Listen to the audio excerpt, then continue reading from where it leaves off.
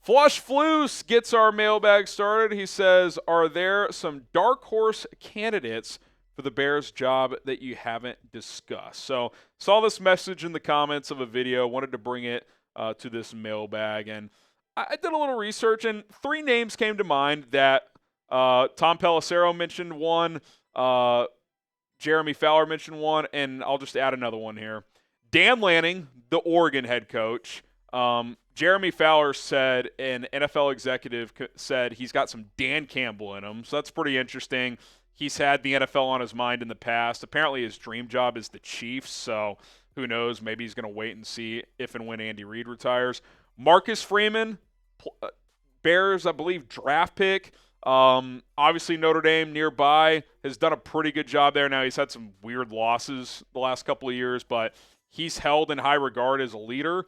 And then Jesse Minter. You screwed up by not going after Jim Harbaugh, but he comes straight from the Harbaugh train. He's coached under John. He's coached under Jim, both at Baltimore, Michigan, and now with the Chargers. Chargers defense is pretty awesome. I'd prefer to go offense, but he's an intriguing guy from the Harbaugh tree family, whatever you want to call it, that I haven't really talked about. So I would say those are 3 dark horses that we haven't really spent extended time talking about. What say you? Who will be the Bears' 2025 head football coach? Drop a name down in the comments section down below and give us your thoughts on that. Michael, do you guys think Brisker will ever play again? I was asked this last week. I do think he'll play again. I don't think it'll be this year. I think he will take some, I don't know, try to find some precautionary measures to play with next year. I don't know what that looks like as a hard-hitting safety. He might just be screwed long-term in terms of how long he can play. But I do think he'll give it a go next year. I am curious to see how the Bears handle that. Do they sign? Are they comfortable with Elijah Hicks and Jonathan Owens as backups again? They've been pretty solid, to be fair, when they've had to play. But, yeah, it's sad to see how this has unfolded.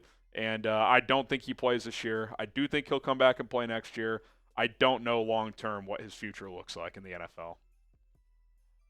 B, honestly, Colin Cowherd made a great point saying that the way the game went was perfect. Caleb, players, amazing. Eberflus, defense, sells, and the draft. Yeah, I saw him talking about that. I was thinking about doing a video about that. I might.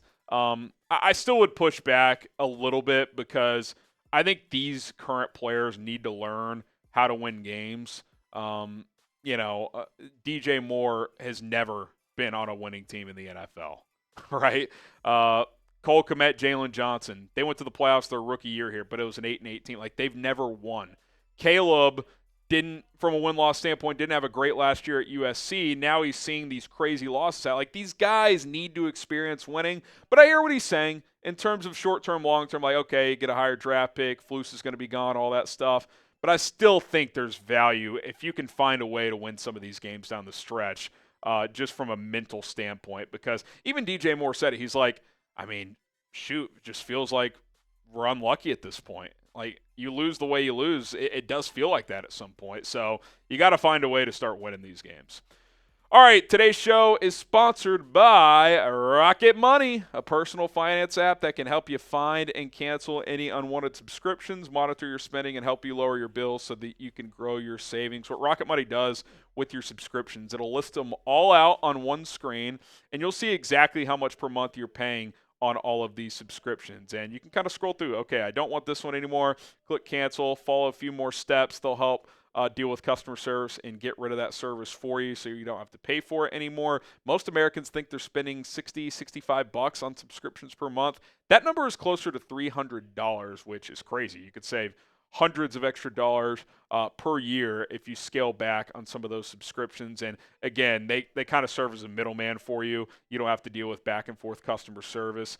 They'll make it easy to cancel those subscriptions. They have saved their 5 million users and counting a total of more than $500 million in canceled subscriptions alone.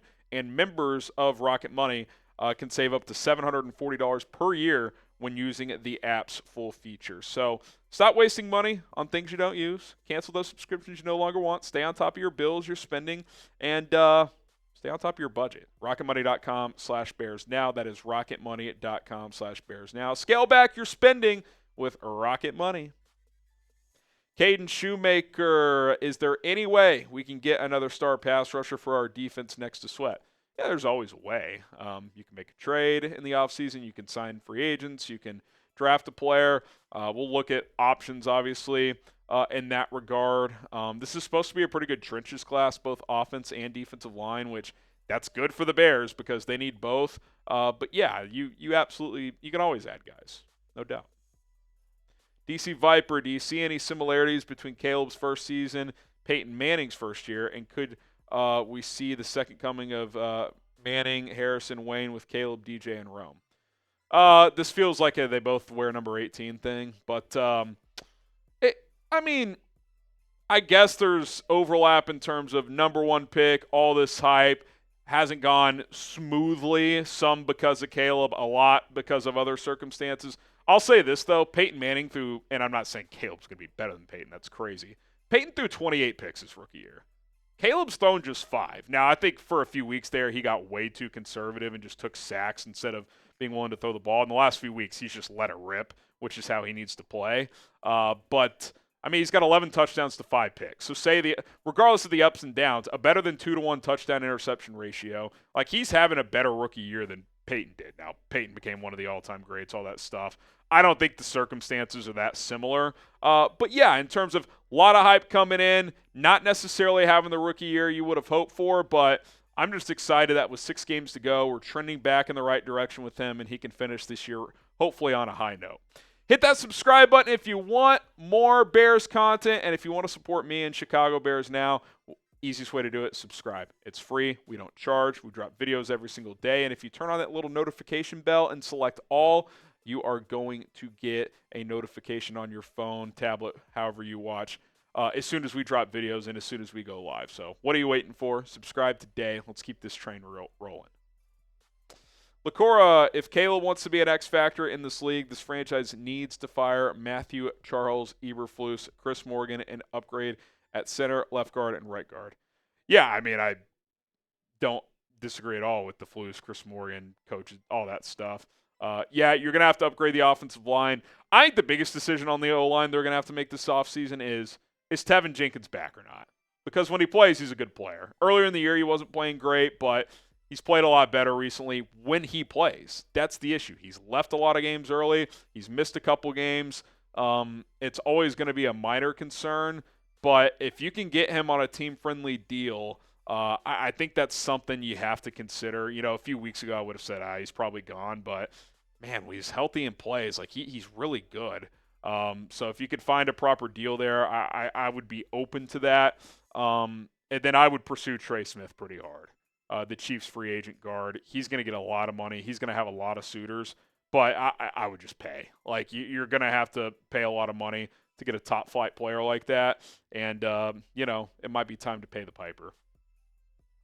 Paleo, I think the Bears defense will play better if they fire Flus. I watched Jalen's interview today, and he looks sad and frustrated. Yeah, I think the defensive guys have lost some juice, some energy. The play calling on that side has gotten really stale. It's just a lot of soft coverages and not much up front happening. So I think frustration is boiling and just losing. That weighs on players.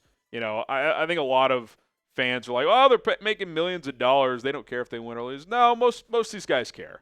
You don't get to the NFL if you don't care. Like, it's just not realistic. So, I think there's just a lot of frustration everywhere on the team. But, I think firing Waldron sparked the offense. And that's why you've seen that group play more inspired and play better the last couple of weeks. So, yeah, I think Eric Washington could handle calling the defense just fine. I don't expect him to be a long-term option there.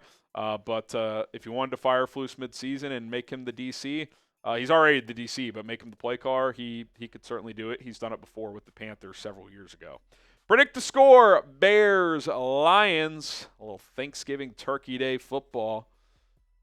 Who you got? What's the final score going to be? I don't really care what the final score is. I just want Caleb Williams to play well. If that continues, I'm a happy customer. Marshall, would it be a good idea to keep Thomas Brown as offensive coordinator and keep Gruden and bring in Gruden as head coach next year. I don't think Gruden's a viable option. I don't think the Bears, a progressive franchise, are one to give John Gruden a second chance. I think there's the phrase "time heals all wounds." Some of that language is just hard to ignore. It just is. Does the NFL, he's suing the NFL, like, do these teams want to hire him now? I know there's been some chatter that he might get back in, and, if a team's willing to hire him, that's their business. But let's just break it back down to football. He was not good with the Raiders. He wasn't. They were 4-12, 7-9, 8-8, and 2-2 or 3-2 when they fired him. Like, they were awful to average in his tenure there. I just don't think – I get, he's an alpha, he would command the room, all that stuff. You could find someone else who does that and gives you a better chance of success. And by the way, a lot of people publicly don't know this. He had heavy influence on their drafting with Mike Mayock, and they were horrible at drafting. Terrible. One of the worst in the NFL. So I don't think Gruden's the answer. I don't think that's a good idea. And I would not go in that direction. Patrick Miller, should we draft more of a speedster and get rid of Keenan? I would be open to Keenan coming back if the price is right. I think the last couple weeks, especially Sunday, you have found he can still play. Now, he's not a burner, but he can work the seams. Like, you did see some downfield shots actually work. He clearly can work the underneath stuff. But you got to pay him for what he should be. Like, if he's back next year, he needs to be your clear third, number 3 guy. Now, maybe he becomes your money down guy. Clearly, Caleb likes going to him in those spots. But Rome Odunze's got to be a big one of your alphas at receiver. DJ's got to be one of your big play guys that can do some different things. Keenan, his role to me needs to scale back if he's going to return. So what does that look like? Is that 1 year, $10 million? I mean, I'd be open to a deal like that, but if he's looking for a 2 for $40 or something, A, I don't think he's going to get that, so maybe that would bring him back to the Bears table. And B, if he does, hey, best of luck, man. Thanks for the 1 year, and we'll wish you luck. So I'm open to it. Price has got to be right. You cannot overpay here in this spot. All right, thanks for all the questions. A lot of good ones there. If you have more, you know where to find me. Social media, at HGramNFL, Twitter, Instagram. You know where to go. That's at HGramNFL. DMs are wide open if you want to talk some Bears football.